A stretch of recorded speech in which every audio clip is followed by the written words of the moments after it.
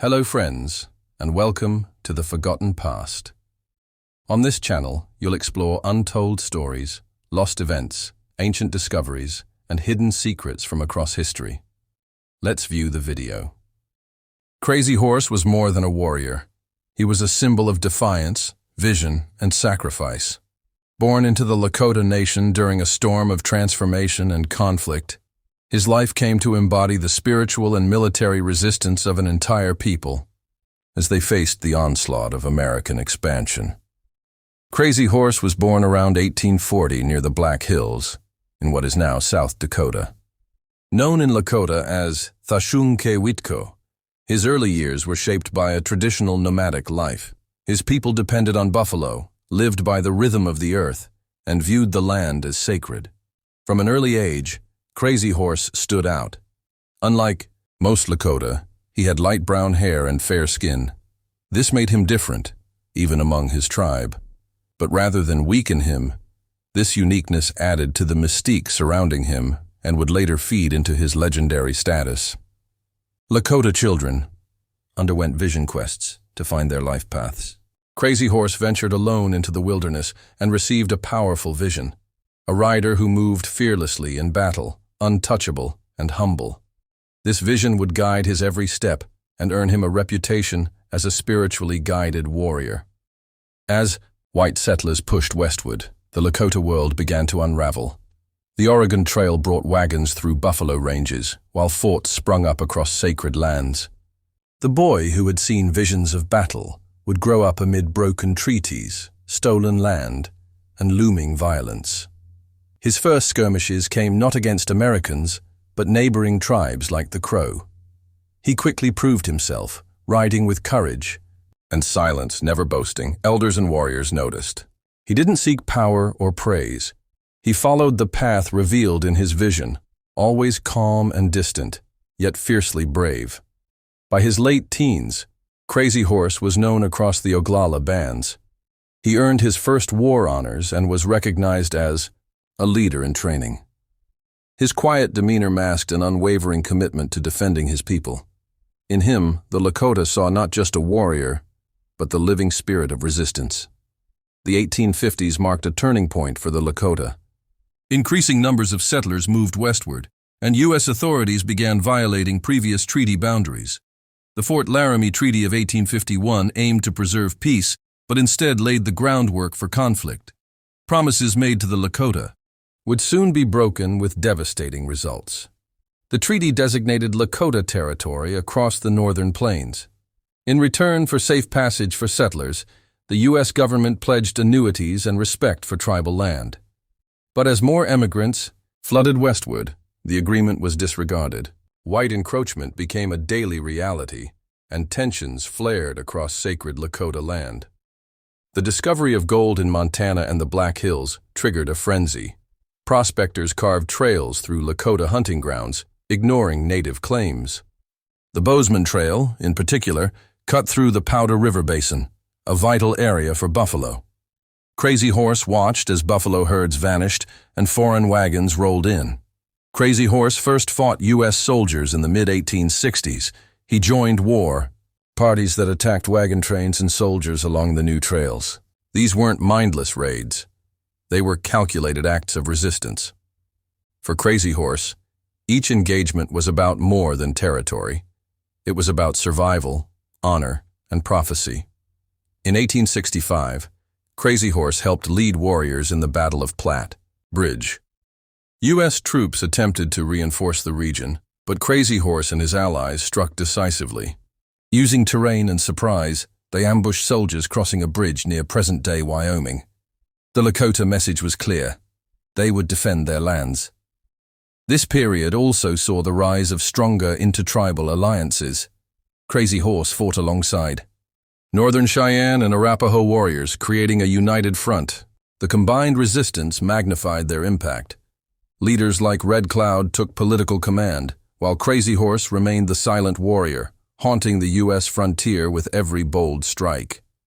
Red Cloud's war was the culmination of these resistances. It was the first major Native American war the U.S. lost. Though Red Cloud negotiated the treaty, Crazy Horse refused to sign. He did not trust American words. To him, resistance was not a phase.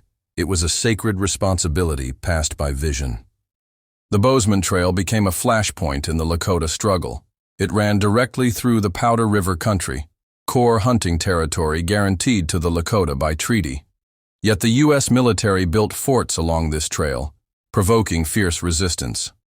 For Crazy Horse, this was no longer diplomacy, it was open war. 3 forts, Fort Reno, Fort Phil Kearny, and Fort C.F. Smith, were built to protect travelers. These structures stood as symbols of invasion. Crazy Horse joined Red Cloud and other war leaders in launching coordinated attacks. The goal was clear: make the trail too dangerous for settlers and force the U.S. to withdraw. Crazy Horse perfected the art of tactical deception. In December 1866, he lured Captain William Fetterman and 80 men from Fort Phil Kearny into an ambush. Pretending to retreat, he led them into a narrow gorge where hundreds of warriors waited. Not a single U.S. soldier survived the ambush. The Fetterman massacre was a stunning victory. It shocked the U.S. public and military alike. The government had underestimated native resistance. Crazy Horse became a legend overnight among the tribes. His calm under pressure and silent bravery earned him mythic status, though he never boasted or sought fame. Despite mounting casualties, the U.S. refused to back down immediately. Forts remained targets. Lakota warriors launched raids, burned supply trains, and harassed scouts. Crazy Horse remained elusive, appearing like a shadow, then vanishing into the hills. His presence became a ghost story among the soldiers. In 1868, the U.S. finally agreed to negotiate. The Treaty of Fort Laramie acknowledged Lakota sovereignty over the Powder River region and ordered the Bozeman Trail forts abandoned. Red Cloud signed the treaty after confirming the forts had been destroyed. But Crazy Horse refused to attend or endorse the agreement. Crazy Horse mistrusted any peace made with paper. He believed the land was not to be bartered, but defended. As others settled into reservation life, Crazy Horse stayed free, roaming with his band through sacred hills and river valleys. He chose the path of his vision, not the promises of Washington. After the Treaty of 1868, peace was temporary.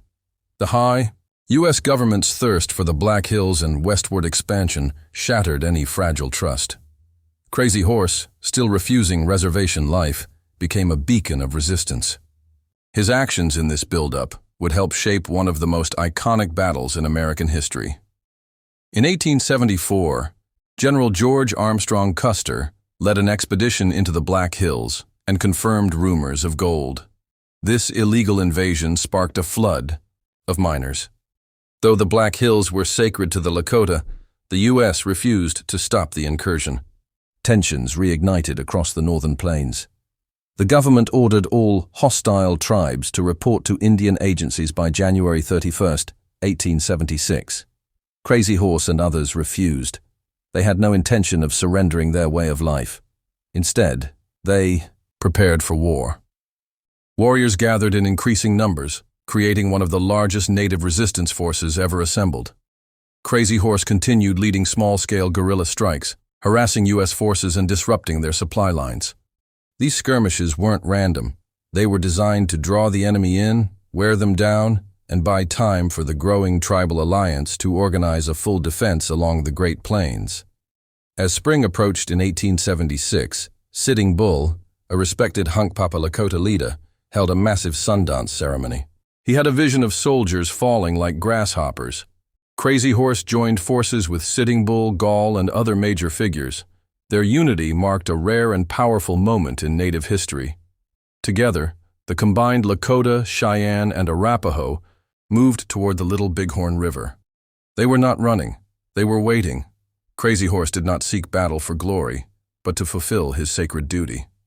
He remained silent, focused, and spiritually grounded as the storm of confrontation approached. As Custer and his men moved unknowingly toward the largest native encampment on the plains, Crazy Horse made his final preparations. He would not be the first to fire a shot, but his presence would be decisive. Every movement, every attack, would echo with the force of his vision. June 25, 1876, on the banks of the Little Bighorn River, one of the most legendary battles in American history erupted. Crazy Horse, Sitting Bull, and their allied warriors faced off against Lieutenant Colonel George Custer's 7th Cavalry. The result would shatter myths of U.S. military invincibility and echo for generations. Custer divided his forces into 3 columns, unaware he was outnumbered nearly 3-1. His goal, trap and crush what he believed was a fleeing village. Instead, he stumbled into a camp of thousands. Crazy Horse remained calm. He saw opportunity, not chaos, as Custer's overconfidence unfolded into fatal miscalculation. The first major engagement struck Major Reno's men. As they attacked the southern edge of the village, fierce resistance shattered their line. Women and children fled while warriors surged forward. Crazy Horse waited.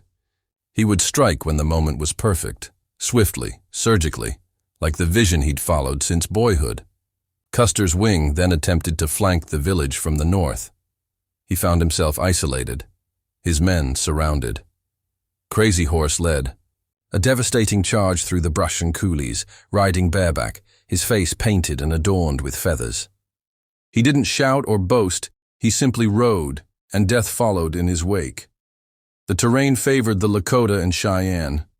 Custer's men were divided, confused, and low on ammunition. Some tried to make a last stand on what's now called Last Stand Hill. Crazy Horse and his warriors circled like a storm, their arrows and bullets falling without pause. None of Custer's men survived. When the dust settled, over 260 U.S. soldiers lay dead. It was the greatest Native American military victory in U.S. history, but Crazy Horse didn't celebrate. He believed it was not a triumph of war, but a delay of tragedy. He understood the full weight of what would follow. The U.S. government reacted with fury. Public opinion demanded revenge. Crazy Horse vanished into the plains, knowing retaliation would be swift. Though victorious, the tribes understood they had awakened an empire. For Crazy Horse, the vision was not over. His path now led to survival, not just resistance. After Little Bighorn, the U.S. government launched a relentless campaign. They flooded the plains with troops, destroyed food supplies, and pursued every defiant band. Buffalo were slaughtered. En masse too starved the tribes into submission. Crazy Horse, still free, watched his world vanish 1 mile at a time. By 1877, starvation and exhaustion had shattered tribal resistance. Many leaders, including Sitting Bull, fled north to Canada. Crazy Horse, however, stayed behind with a small following. He refused to leave the sacred Black Hills. He believed surrender meant death, not just of the body, but of spirit and tradition. Finally, in May 1877, Crazy Horse agreed to surrender. He led his people into Camp Robinson, Nebraska, under a white flag. Thousands watched in silence. Even U.S. soldiers reportedly respected him. He carried no rifle, only his pride, dignity, and the weight of a broken nation on his shoulders. Life on the reservation was a cage. The army monitored his every move. Rumors spread that Crazy Horse would escape or lead another uprising. False accusations claimed he planned to kill U.S. generals. Old rivals and agency Indians, jealous or frightened of his influence, began conspiring behind his back. In September 1877, Crazy Horse was summoned to meet with officers under false pretenses. As he realized the trap, he tried to escape. A scuffle broke out. A soldier's bayonet pierced his side. Wounded and surrounded, he fell. They took him to a guardhouse, but he died before sunrise. He was just 35. His parents took his body and buried it in secret. To this day, his final resting place remains unknown. No photograph of him exists. Crazy Horse became a myth, not because of mystery, but because he lived entirely for his people. He died without compromise, without ever signing away his soul. Crazy Horse's legacy endures as a symbol of native resistance, dignity, and spiritual strength. He never sought power, fame, or fortune. He followed a vision, even when it led To betrayal. The U.S. could kill the man, but not the idea. Crazy Horse rides on, in memory, myth, and history. Thanks for watching The Forgotten Past. If you enjoyed the journey, like, subscribe, and turn on the notification bell so you never miss a hidden story or untold truth. New discoveries await. See you in the next video.